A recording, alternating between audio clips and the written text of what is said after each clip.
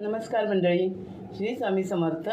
मी आज कोकणातली एक डिश बनवते, म्हणजे पेय बोला। आपल्याला पित्त वगैरे होतं किंवा जेवण वगैरे पचत नाही ना, त्यावेळी ही आगळपासून रेसिपी केली जाते। तर आता आपण बघूया काय काय घेतलं आहे। मी ही वाटी आहे, या वाटीने मी 1 वाटी आगळ घेतली आणि 1 वाटी पाणी घेतले। आता पाणी त्याच्यामध्ये मिक्स करते, त्याच्यानंतर हा गूळ घालून घेते।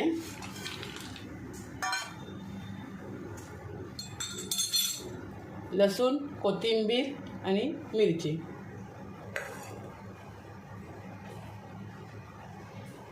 आपण याच्यामध्ये लसूण टाकूया,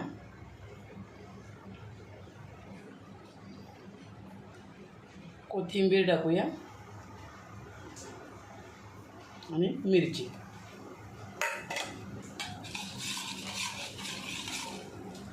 गूळ थोडा, गुळाची बारीक खडे असतात ना, ते घेतले मी।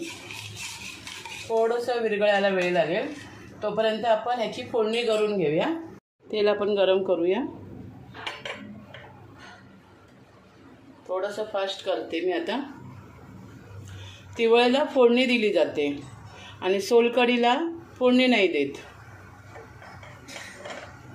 तर आमच्याकडे कोकणामध्ये ही रेसिपी बनवतात, म्हणजे गरमीच्या दिवसात जास्त बनवतात। ज्यांना पित्ताचा त्रास आहे किंवा अन्न पचत नाही, त्यासाठी अगदी उत्तम आहे। आता तेल गरम झालं आहे, आपण राई टाकून घेऊया।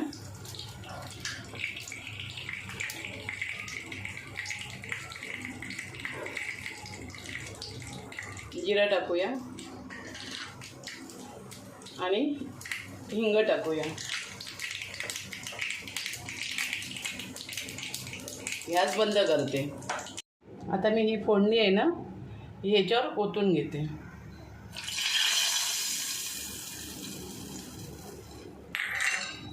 आणि थोडं मिक्स करून घ्यायचं।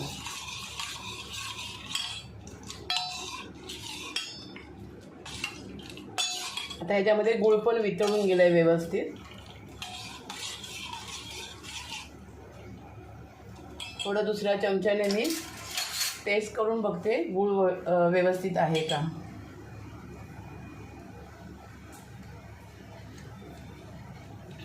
एकदम मस्त आहे।